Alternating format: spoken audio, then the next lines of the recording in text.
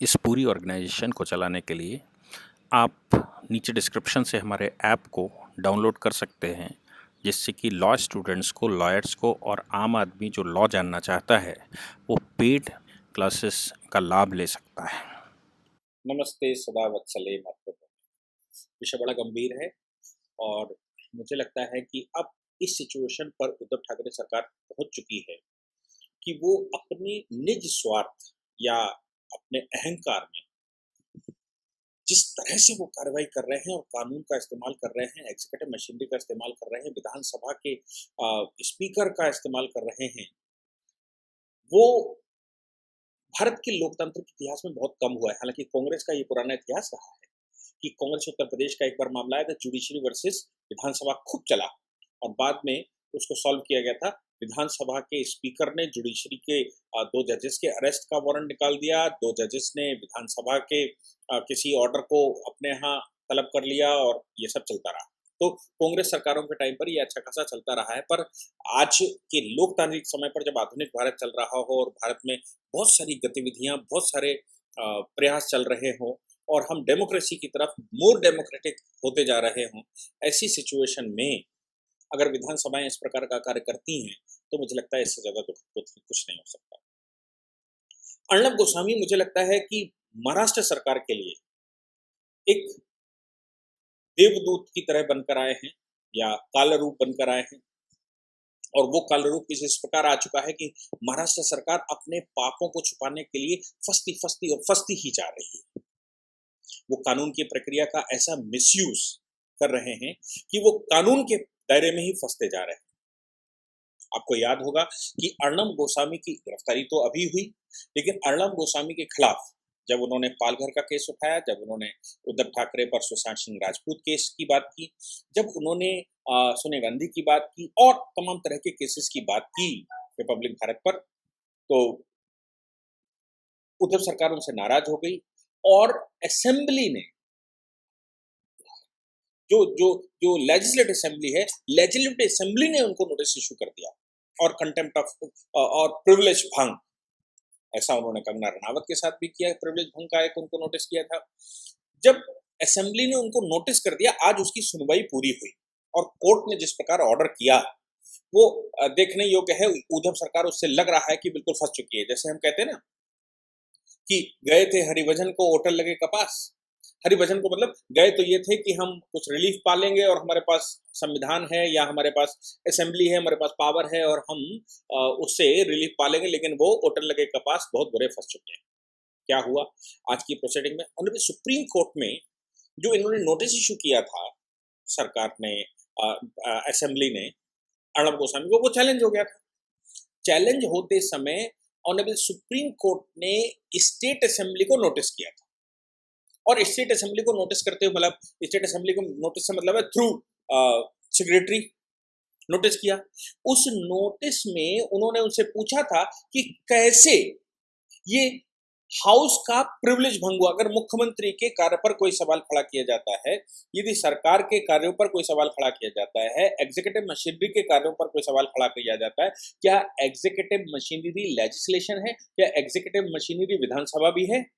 और executive machinery या मुख्यमंत्री पर प्रश्न खड़े किए जाते हैं, तो क्या ये विधानसभा की अवमानना है?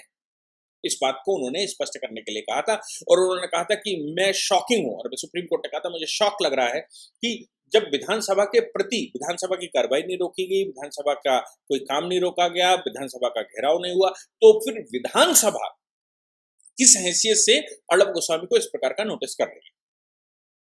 इस नोटिस जो सुप्रीम कोर्ट ने सेक्रेटरी को किया था, उसके जवाब में उसने अपने पाप धुलने के लिए एक और स्टेप आगे लिया और वो स्टेप आज सुप्रीम कोर्ट में फंस गया।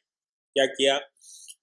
सेक्रेटरी ने, मतलब लेजिस्लेटिव असेंबली के सेक्रेटरी ने अर्णब गोस्वामी को एक फर्दर नोटिस किया। सुप्रीम कोर्ट के नोटिस के बाद एक फर्दर नोटिस किया और क्या कहा? उन्होंने कहा कि ये प्रिविलेज है, ये लेजिस्लेटिव असेंबली का प्रिविलेज है और इस प्रिविलेज में जो हमारे तुम्हारे बीच में कम्युनिकेशन हुआ वो एक कॉन्फिडेंशियल कम्युनिकेशन था जो हमने आपको नोटिस इशू किया, और इस कॉन्फिडेंशियल कम्युनिकेशन को आपने सुप्रीम कोर्ट के सामने क्यों रख दिया और किस हैसियत से रख दिया? ये प्रश्न एक सेक्रेटरी ने, यानी कि लेजिस्लेटिव असेंबली के सेक्रेटरी ने अर्णब गोस्वामी से सुप्रीम कोर्ट के नोटिस के बाद पूछ लिया। आज जब उसकी सुनवाई हुई तो अर्णब गोस्वामी के एडवोकेट मनी हरीश साल्वे जी अपीयर हुए और उन्होंने कहा कि माय लॉर्ड एक बात बता दीजिए, क्या न्यायालय आना मेरा फंडामेंटल राइट नहीं है? हम आर्टिकल 32 के तहत न्यायालय आए थे। न्यायालय के सामने जो कुछ असेंबली में चल रहा था, ये असेंबली जिस प्रकार से हमारा घेराव कर रही थी, ये असेंबली जिस प्रकार से हमको फंसा रही थी, उसके लिए हम आपके पास आए और आपने नोटिस इशू किया। आपके नोटिस के जवाब में अर्णब गोस्वामी को असेंबली ने फिर से नोटिस किया और कहा कि सुप्रीम कोर्ट कैसे चलेगा और सुप्रीम कोर्ट के सामने आपने ये सब बातें कैसे कर दी। ऑनरेबल चीफ जस्टिस शॉक्ड रह गए और हरीश साल्वे जी ने उनसे रिक्वेस्ट की कि आपको सुमोटो संज्ञान लेना चाहिए कि आर्टिकल 32 के तहत अगर कोई सुप्रीम कोर्ट आता है तो उसको सुप्रीम कोर्ट को अपनी कार्रवाई पूरी न कर सके, इसके लिए पार्टी को रोका जा रहा है और पार्टी को प्रेशर में लिया जा रहा है, पार्टी को फंसाया जा रहा है। तो क्या कंटेम्प्ट ऑफ कोर्ट नहीं है? कंटेम्प्ट ऑफ कोर्ट का मतलब है कोर्ट की जो प्रोसीडिंग चल रही है उस कोर्ट की प्रोसीडिंग में बाधा पैदा करना। अब कोर्ट की प्रोसीडिंग में बाधा पैदा करना मतलब जो कोर्ट सुनवाई कर रहा है उस सुनवाई में अर्णब गोस्वामी दोबारा ना जाएं और अर्णब गोस्वामी वहां से केस विड्रॉ कर लें, इसके लिए अर्णब गोस्वामी के ऊपर प्रेशर बनाया। इस बात को लेकर सुप्रीम कोर्ट ने आज फिर secretary general of legislative assembly of Maharashtra को नोटिस इशू किया और उनसे कहा है कि मैं शो कॉज नोटिस इशू करता हूं, क्यों ना तुम्हारे खिलाफ कंटेम्प्ट की कार्रवाई कर दी जाए। यानी कि असेंबली ने सुप्रीम कोर्ट का कंटेम्प्ट किया, आर्टिकल 129 का नोटिस इशू किया सुप्रीम कोर्ट ने। और सुप्रीम कोर्ट ने कहा आर्टिकल 32 किसी भी व्यक्ति के लिए, भारत के सिटीजन के लिए एक फंडामेंटल राइट है और आर्टिकल 32 के तहत अगर किसी भी व्यक्ति को व्यक्तिगत रूप से कोई कष्ट दिया जाता है या सरकारी मशीनरी उसको कुछ गलत करती है, सरकार उसके साथ कुछ गलत करती है, एडमिनिस्ट्रेटिव फील्ड उसके साथ कुछ गलत करती है, तो फिर वो सुप्रीम कोर्ट में आ सकता है। ये उसका फंडामेंटल राइट है, उसको यहां आने से रोकना कंटेम्प्ट है। मैं आपको बता दूं कि फंडामेंटल राइट्स की जो रेमेडी है या जो कॉन्स्टिट्यूशनल रेमेडीज हैं, कॉन्स्टिट्यूशनल रेमेडी के लिए हम article 32 of the constitution of India के तहत सुप्रीम कोर्ट जाते हैं, आर्टिकल 226 के तहत हम हाई कोर्ट जाते हैं। हाई कोर्ट को भी कंटेम्प्ट का मामला सुनने कर आए थे क्योंकि सुप्रीम कोर्ट और हाई कोर्ट दोनों के दोनों कोर्ट ऑफ रिकॉर्ड कहलाते हैं।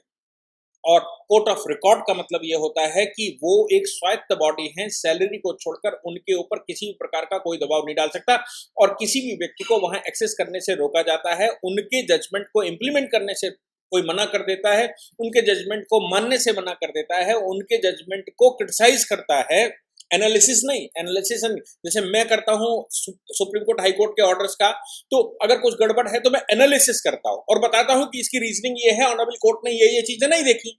जैसे मैंने पीछे इलाहाबाद हाई कोर्ट ने किसी महिला को, जो मुस्लिम महिला थी, उसने एक हिंदू के साथ विवाह कर लिया हिंदू बनने के बाद, तो इलाहाबाद हाई कोर्ट के पास वो गई और उसने कहा कि हमें सिक्योरिटी दी जाए। इलाहाबाद हाई कोर्ट ने ये कहते हुए उसकी एप्लीकेशन को डिसमिस कर दिया कि conversion for the purpose of marriage is unconstitutional. तो मैंने उसको पूरा एनालाइज किया और कहा कि ये मुस्लिम पद्धति में आता है, ये हिंदू पद्धति में नहीं आता। सुप्रीम कोर्ट में वो पुनः चैलेंज हो गया। तो that was an analysis. Analysis को छोड़कर एनालिसिस करने वाला व्यक्ति कोई भी वही हो सकता है जिसको कानून की बारीकियां मालूम हो, अदरवाइज वो कंटेम्प्ट कर जाए, ये संभव है। तो सुप्रीम कोर्ट ने कहा कि हमारे पास एक्सेस करने से, हमारे पास आने से रोकना, हमारे पास आए व्यक्ति को इस प्रकार से हड़काना, धमकाना और इस प्रकार से नोटिस इशू करना, क्या ये कंटेम्प्ट ऑफ कोर्ट नहीं है? ये कोर्ट ऑफ रिकॉर्ड का अपमान नहीं है? क्या ये हमारी अवमानना नहीं है?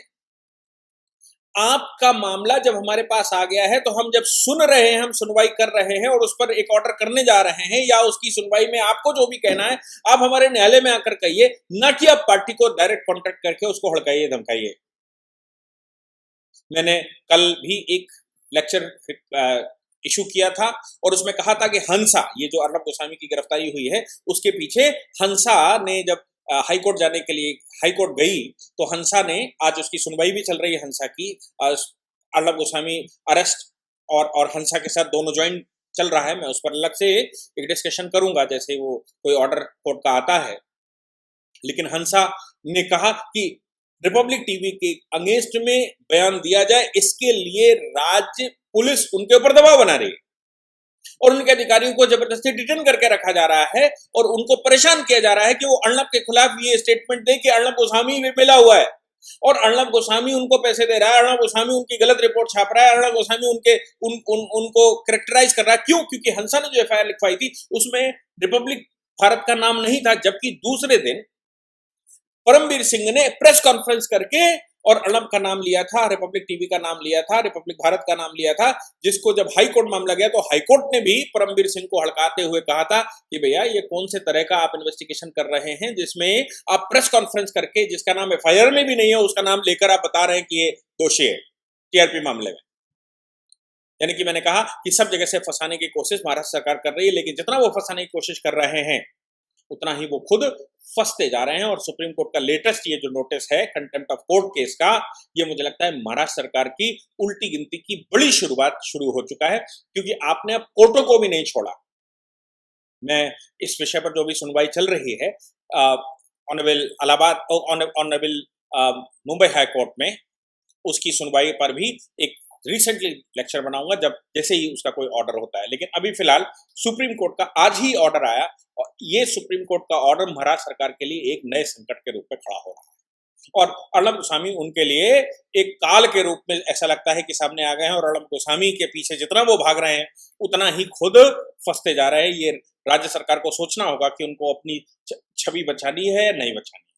उनको सोचना होगा कि वो कहीं ऐसे गर्त में ना चले जाए जहां से उनको जवाब देना जनता को मुश्किल हो जाए। Thank you very. इस पूरी ऑर्गेनाइजेशन को चलाने के लिए आप नीचे डिस्क्रिप्शन से हमारे ऐप को डाउनलोड कर सकते हैं, जिससे कि लॉ स्टूडेंट्स को, लॉयर्स को और आम आदमी जो लॉ जानना चाहता है वो पेड क्लासेस का लाभ ले सकता है।